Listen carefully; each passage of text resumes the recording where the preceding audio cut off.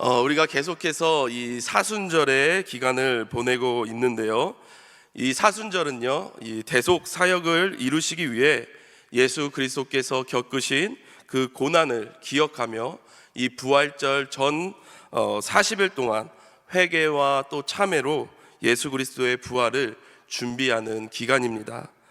또한 이 사순절 기간 동안은 우리가 예수님의 그 고난에 동참하며 내 자신에게만 그 초점을 두고 살아왔던 나의 삶의 모습들, 그리고 내 행동들을 돌아보며 자신의 신앙을 다시금 검토해보고 성찰해보는 그런 아주 귀한 시간입니다.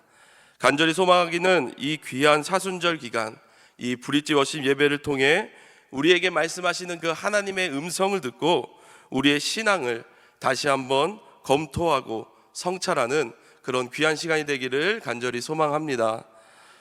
영국 경제경영연구소에서 매년 세계 경제 순위를 조사합니다. 우리 대한민국의 경제 규모 순위가 작년에는 13위였다라고 합니다. 그런데 올해는 12위로 작년보다 한 계단 더 상승했다라고 합니다. 우리 대한민국은 상당히 작은 나라지요. 우리 대한민국은 상당히 작은 나라이지만 전 세계적으로 인정받고 그리고 영향력 있고 경제적으로도 어떻게 보면 상당히 부유한 그런 나라에 속해 있습니다. 그런데 다들 아시겠지만요, 불과 70년 전인 이 1950년도에만 해도요, 이 대한민국은 한국 전쟁 이후 국민 대다수가 절대적 빈곤 상태에 처하게 되었습니다. 그리고 식량 부족으로 인해 밥 한 끼 제대로 먹지 못했던 사람들이 수두룩했습니다. 그러다 보니까 이 집에 손님이 오거나 누굴 만나게 되면은요, 자연스럽게 인사하는 그 인사법이 생기게 됐는데 그게 무엇인지 아십니까? 밥은 먹었니? 자연스럽게 이런 인사법이 우리나라에 생기게 되었지요. 그래서 이 밥은 먹었니? 라는 인사는 요즘 잘 지내니? 라는 뜻과도 같은 것이죠. 이와 같이 우리 한국인에게 밥이란 이 생명 유지의 기본 기능을 넘어 삶을 위한 에너지였다라고 이야기할 수 있습니다. 다시 말하면 한국인들에게 있어 이 밥이라는 것은요, 삶을 살아갈 수 있는 힘이었다라는 말입니다. 그래서 한국어 중에서 이 밥심이라는 단어가 있어요. 밥심.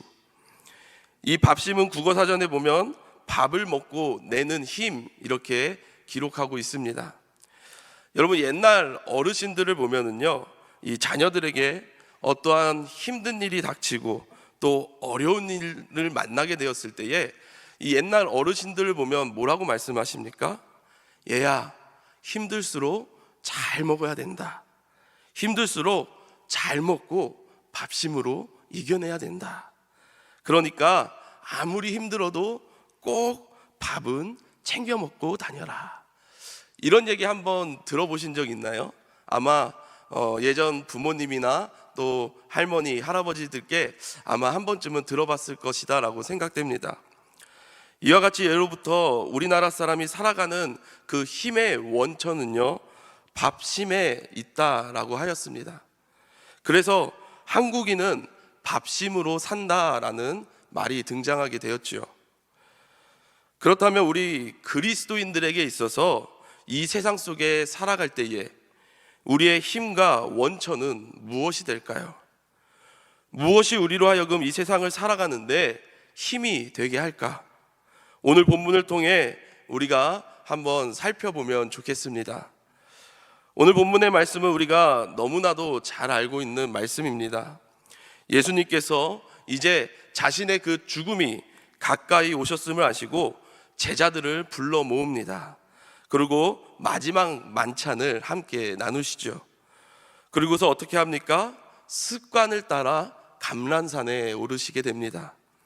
그리고 오늘 본문에 보면 제자들이 그 뒤를 따라갔다라고 기록하고 있는데, 이 마태복음 26장에 보면 이 제자들은 감람산에 두시고 베드로와 세베대의 두 아들, 곧 야고보와 요한을 데리고 이 겟세마네 동산으로 올라가 기도를 하십니다. 그런데 그때 우리 주님께서 이 베드로와 야고보와 요한을 향해서 지금 자신의 마음이 어떠한지 이렇게 표현을 하십니다. 마태복음 26장 37절로부터 38절입니다. 베드로와 세베대의 두 아들을 데리고 가실새 고민하고 슬퍼하사 이에 말씀하시되 내 마음이 매우 고민하여 죽게 되었으니 너희는 여기 머물러 나와 함께 깨어 있으라 하시고, 현재 주님의 마음이 어떠합니까? 내 마음이 고민하여 심히 죽게 되었다라고 말씀하십니다. 이 부분을 현대인의 성경으로 보니까 이렇게 표현하고 있습니다. 지금 내 마음이 너무나 괴로워 죽을 지경이다. 여러분, 예수님께서는 우리가 다 알다시피 하나님과 동등되시고 하나님의 아들이 되시죠. 하지만 인간의 몸으로 이 세상 속에 오셨습니다. 그래서 빌립보서 2장 6절에서 7절에 보면 그는 근본 하나님의 본체시나 하나님과 동등됨을 취할 것으로 여기지 아니하시고 오히려 자기를 비워 종의 형체를 가지사 사람들과 같이 되셨고, 이렇게 기록하고 있습니다. 우리 주님께서는 온 우주 만물을 창조하신 하나님이시며 하나님의 아들 되십니다. 그리고 그 주님께서는 우리의 죄를 사하시기 위해 이 세상에 인간의 육체를 입고 오셨습니다. 그렇기 때문에 우리 예수님께서는요, 이 신성과 인성이 있습니다. 이 신성은 하나님의 성품으로서 모든 것을 아시고 또 모든 것을 가능하게 하시고 또 모든 일에 정직하고 모든 일에 공의롭고 성품에 있어서 흠잡을 데 없는 아주 완벽한 분이십니다. 불완전한 인간하고는 전혀 다른 모습인 것이죠. 하지만 예수님께는 인간의 이 연약함도 동시에 있으셨습니다. 육체로 이 세상 가운데 오셨기 때문에 너무나도 피곤하시면 어떻게 해요? 주무셔야 됐어요. 그리고 배고프면 우리와 동일하게 식사를 해야 합니다. 그리고 속이 좋지 않으시면 어떻게 해요? 화장실도 가셨을 거예요. 여러분, 이뿐만 아닙니다. 우리 주님께서는 이 세상을 살아가시는 동안 우리와 마찬가지로 감당하기 힘들고 어려운 문제들이 찾아올 때가 있었습니다. 그리고 그로 인해 늘 고민하셨어요. 여러분, 그게 무엇일까요? 그것은 바로 십자가입니다. 예수님은 하나님이신데 우리 예수님께서는 당연히 십자가를 지시겠지라고 생각할 수도 있을 것 같습니다. 그런데 예수님 또한 우리 인간과 동일한 감정과 아픔, 어려움을 이 세상 속에서 경험하셨습니다. 그래서 제자들을 향해 말씀하시는 것이지요. 지금 내 마음이 너무나도 괴로워 내가 죽게 생겼다. 사랑하는 안산제일교회 성도님들, 예수님께서도 어렵고 힘든 일을 만나신 것처럼 저와 여러분들 또한 이 세상을 살아가다 보면 어렵고 힘든 상황을 맞닥뜨리게 됩니다. 제가 목사이다 보니까 종종 성도님들이 찾아오십니다. 그리고 또 제게 여러 가지 이야기를 하시며 상담을 요청할 때가 있어요. 그래서 그 이야기를 들어보면 정말 삶 속에 힘들고 어려운 일들이 얼마나 많이 있는지 모릅니다. 그런데 그 중에서도 보면은요, 누군가는 그 어려움을 잘 극복하고 헤쳐나오는 것을 볼 수 있습니다. 그런데 또 누군가는 그 어려움 속에 계속 머물러 있는 분들도 계십니다. 어려움을 헤쳐나가는 분들과 또 그렇지 못하는 분들과의 그 차이가 무엇인가 제가 가만히 들여다보니까 그것은 다름 아닌 다른 사람과 나와의 상황을 계속해서 비교하며 나만 힘들다라고 생각하는 것이에요. 나만 힘들고 내 가정만 힘들고 나에게만 이런 문제가 생기고 다들 술술 잘 풀리는데 내 인생만 왜 이렇게 꼬이고 어려운가 라고 생각하면서 계속해서 그 문제 가운데 머물러 있는 것입니다. 여러분, 그런데 우리가 이 사실을 알아야 합니다. 우리가 나만 어렵고 나만 힘들고 내 인생만 꼬인다고 생각하면 여러분, 우리의 인생은 정말로 그렇게 되어진다라는 거예요. 그리고 우리가 한 가지 더 알아야 할 것은 이 세상을 살아가는 게 나만 힘든 게 아니다라는 사실입니다. 다들 말을 하지 않을 뿐이고 내가 잘 알지 못해서일 뿐이지, 내가 갖고 있는 그 힘든 문제들, 내가 갖고 있는 어려움의 문제들, 또 내가 겪고 있는 풀리지 않는 그 수많은 고민과 힘든 문제들은 누구나 갖고 있다라는 거예요. 내가 겪는 정도의 어려움과 고통은 정도와 차이의 내용이 다를지 몰라도 모두 다 갖고 있다라는 사실입니다. 여러분들도 잘 아시다시피 사연 없는 가정이 있을까요? 아마 아무도 없을 겁니다. 한번 지금 옆에 있는 분들에게 한번 물어보십시오.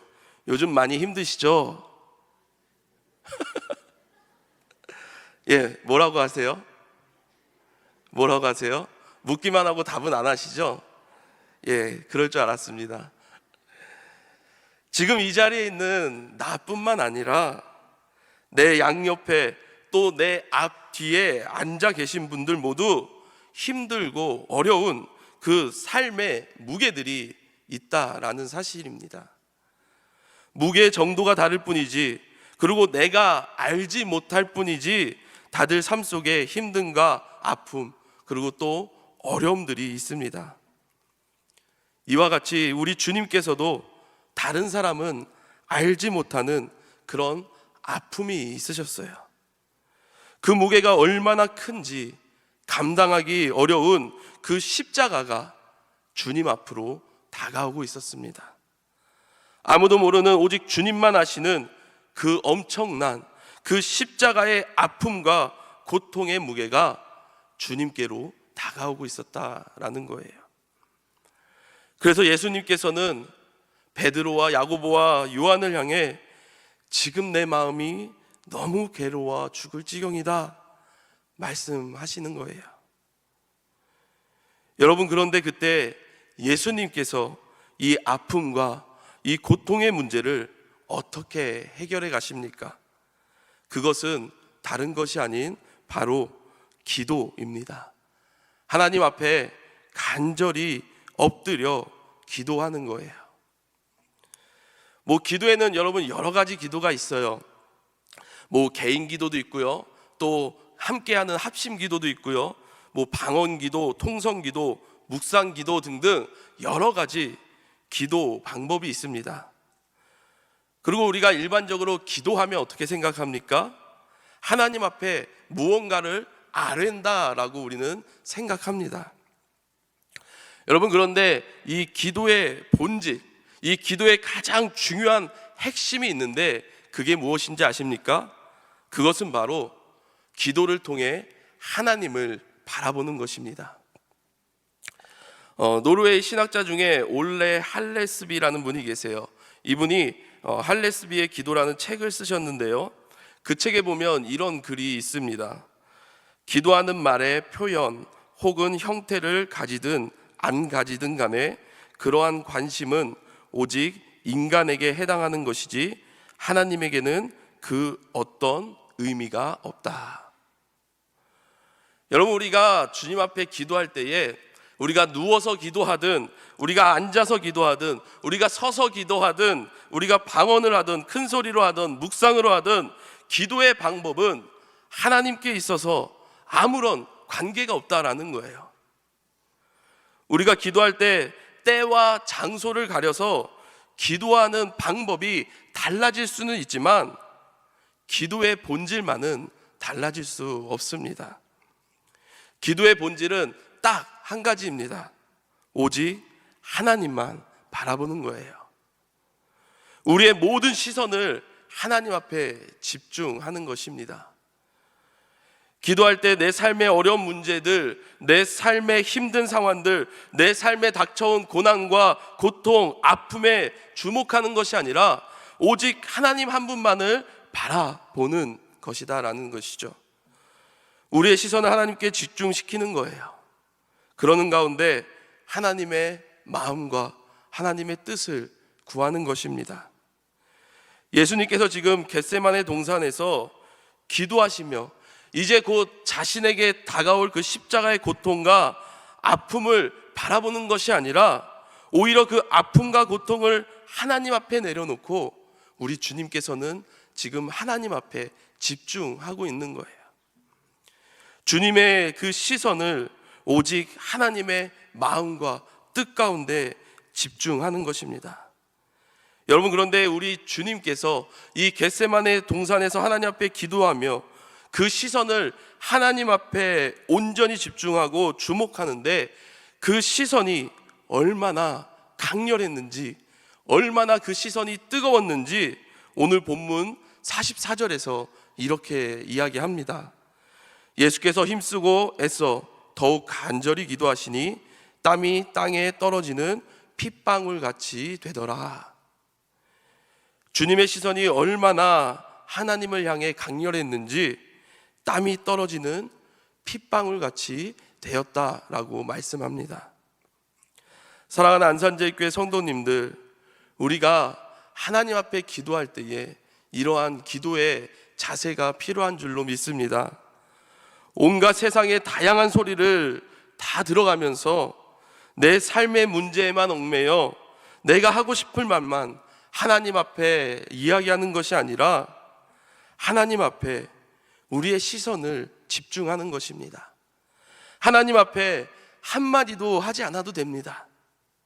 나의 신경 하나하나, 나의 세포 하나하나, 나의 생각 전체가 하나님께 주목이 되고 오직 하나님만 바라보는 기도가 정말 참다운 기도다라고 할 수 있습니다. 예수님께 십자가가 다가오는 그 고통의 때에 그것을 풀어간 방법은 바로 다른 것이 아닌 기도를 통해 하나님을 주목하는 거였어요. 예수님 안에 있는 모든 신경과 모든 세포가 하나님을 주목하였습니다. 그리고 예수님의 생각 전체가 하나님께 집중하였습니다. 여러분, 이것이 진정한 기도입니다. 예수님께서 지어야 할 그 십자가의 크기가 줄어든 것이 아니지요. 예수님께서 지어야 할 그 십자가의 그 고통의 무게가 줄어든 것이 아닙니다. 그런데 그렇게 하나님 앞에 집중하여 엎드려 기도하니 그 가운데 하나님이 주시는 아주 놀라운 것이 있습니다. 오늘 본문 43절에 보니까 이렇게 기록하고 있습니다. 천사가 하늘로부터 예수께 나타나 힘을 더하시더라. 하나님께서 천사를 통해 힘을 더해 주신다 말씀하셨습니다. 그것을 감당할 수 있는 능력을 주신다라는 것이죠. 그 누구도 감당할 수 없는 그 십자가의 고통과 그 아픔, 그 모든 것을 감당할 수 있는 힘과 능력을 허락해 주셨습니다. 이것이 바로 우리가 하나님 앞에 기도할 때 허락해 주시는 아주 놀라운 신비요 은혜라고 할 수 있습니다. 우리 주님께서도 겟세마네 동산 이전에는요, 이 십자가를 감당할 만한 힘이 없으셨습니다. 그래서 겟세마네 동산에 올라 하나님 앞에 기도하실 때에 처음에 어떻게 기도하십니까? 아버지여, 아버지께서는 모든 것이 가능하오니 만일 할만하시거든 제발 이 잔을 내게서 지나가게 하옵소서. 할만하시거든 이 잔이 내게서 지나가게 하여 주시옵소서. 아버지여, 제발 이 십자가의 무거운 짐을, 이 십자가의 크나큰 고통을 내게서 거두어 주십시오라고 고백하는 것이죠. 그런데 천사가 하늘로부터 내려와 예수께 나타나 힘을 더한 뒤에 어떻게 말씀하십니까? 그러나 내 원대로 마시고 아버지의 원대로 되기를 원하나이다. 그리고 이 모든 기도를 마치신 후 제자들을 향해 어떻게 말씀하십니까? 오늘 본문에는 나오지 않지만 마태복음 26장 45절에서 46절에 보니까 이렇게 말씀하십니다. 우리 함께 읽어보도록 하겠습니다. 시작. 이에 제자들에게 오사 이르시되 이제는 자고 쉬라. 보라, 때가 가까이 왔으니 인자가 죄인의 손에 팔리느니라. 일어나라, 함께 가자. 보라, 나를 파는 자가 가까이 왔느니라. 처음에는 우리 주님 또한 이 십자가의 아픔과 고통의 무게가 얼마나 큰지, 그 십자가를 감당할 힘이 없어 아버지여, 만일 하실 수만 있다면 제발 이 무거운 십자가를 제게서 거두어 주십시오라고 고백했어요. 그런데 이제는 어떻게 하십니까? 예수님께서 스스로 그 무겁고 그 고통스러운 십자가를 지기 위해 일어나 앞으로 나아가십니다. 다시 말하면 십자가를 감당할 수 있는 힘과 능력을 허락해 주신 것이죠. 그런데 그 힘과 능력은 무엇일까요? 그것은 다른 것이 아닌 하나님의 평강입니다. 빌립보서 4장 6절에서 7절에 보면 우리가 너무나도 잘 아는 말씀인데요, 우리가 다시 한번 이 말씀을 우리가 한번 같이 읽어보도록 하겠습니다. 시작. 아무것도 염려하지 말고 다만 모든 일에 기도와 간구로 너희 구할 것을 감사함으로 하나님께 아뢰라. 그리스도 예수 안에서 너희 마음과 생각을 지키시리라. 아멘. 여기서 보니까 무엇이 우리의 마음과 생각을 지키신다고 말씀하십니까? 그것은 바로 하나님의 평강입니다.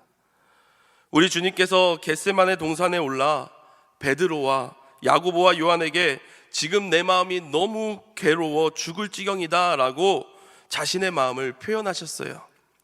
십자가의 무게가 얼마나 무겁고 그 고통이 얼마나 극심한지 그것을 감당하자니 너무 마음이 괴로워 죽을 지경이었습니다. 그런데 하나님께 집중하여 하나님을 바라보기 시작하니 주님을 괴롭히던 그 힘들고 어려운 모든 마음들이 떠나가고 하나님의 평강이라는 그 놀라운 힘으로 인해 그 무겁고 그 고통스러운 그 누구도 질 수 없는 그 십자가를 우리 주님께서는 감당하셨습니다. 이제 말씀을 맺겠습니다. 구약 성경에 보면 우리가 너무나도 잘 알고 있는 다윗이라는 인물이 등장하지요. 이 다윗은 이 시대에 어떤 사람들보다도 더 힘들고 또 더 어려운 삶을 살았습니다. 그를 해치려고 하는 사람들이 얼마나 많았는지 모릅니다. 그래서 시편 3편 1절에 보니까 다윗은 하나님을 향해 이렇게 이야기합니다. 여호와여, 나의 대적이 어찌 그리 많은지요. 일어나 나를 치는 자가 많으니이다. 사울은 단순히 다윗이 자신보다 인기가 높은 것 같으니 그를 죽이려고 했습니다. 그래서 다윗은 아무 잘못도 없이 도망다니는 동망자로 이 세상 속에 살아갈 수밖에 없었죠. 그러니 얼마나 억울하고 그의 마음이 힘들었겠습니까? 그런데 이후에 자신의 사랑하는 아들 압살롬의 그 반역으로 인해서 다윗은 또 도망자의 신세가 됩니다. 사랑으로 키운 자신의 자녀가 자신을 죽이려고 하니 얼마나 마음이 아프고 괴로웠겠습니까? 아마 이 아픔은 그 어떠한 것으로도 표현이 되지 않을 것입니다. 정말 너무나도 괴로워서 마음이 찢어지고 타들어가는 그러한 고통이었을 것입니다. 이 다윗의 삶을 한마디로 표현할 수 있는 단어가 있다면 아마 고난이지 않을까 생각됩니다. 세상에 이 다윗만큼 힘들고 또 고단한 삶을 산 사람은 그리 많지 않을 겁니다. 그래서 시편 18편 4절에서 5절을 보면 이 다윗은요, 자신의 삶을 이렇게 고백하죠. 죽음의 사슬이 나를 휘감고 죽음의 물살이 나를 덮쳤으니 스올의 줄이 나를 동여묶고 죽음의 덫이 나를 덮쳤다. 그의 삶이 얼마나 절망스럽고 얼마나 고통스럽고 얼마나 힘들었으면 이런 고백을 하나님 앞에 올려드리겠습니까? 그런데 죽음이 나를 둘러싸고 있는 것 같은 그 고통과 힘든 상황 속에서 다윗이 이 문제를 어떻게 풀어갑니까? 시편 18편 6절에 보면은요, 새번역 성경으로 이렇게 기록하고 있는데요, 우리 한번 같이 읽어보겠습니다. 시작. 내가 고통 가운데서 주님께 부르짖고 나의 하나님을 바라보면서 살려달라고 부르짖었더니 주님께서 그의 성전에서 나의 간구를 들으셨다. 주님께 부르짖은 나의 부르짖음이 주님의 귀에 다다랐다.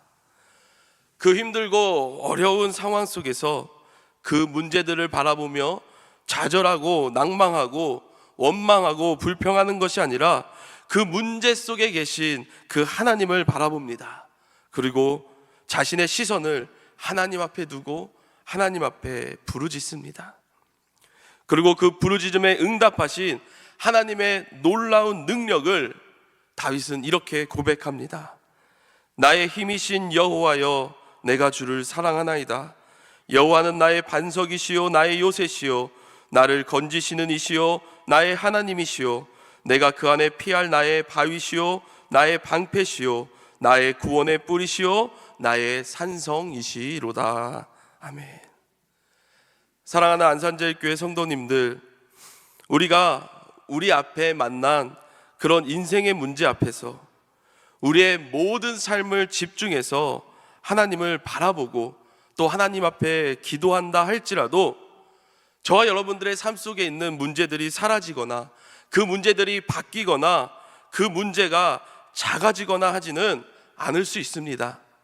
하지만 우리 하나님께서 그 기도를 들어주시고 천사를 보내시어 그 모든 상황과 문제를 감당할 수 있는 힘을 더하여 주실 줄로 믿습니다. 그 힘과 능력은 다른 것이 아닙니다. 힘들고 고통 가운데 찢어지는 우리의 마음에 평강으로 함께 해 주시는 것입니다.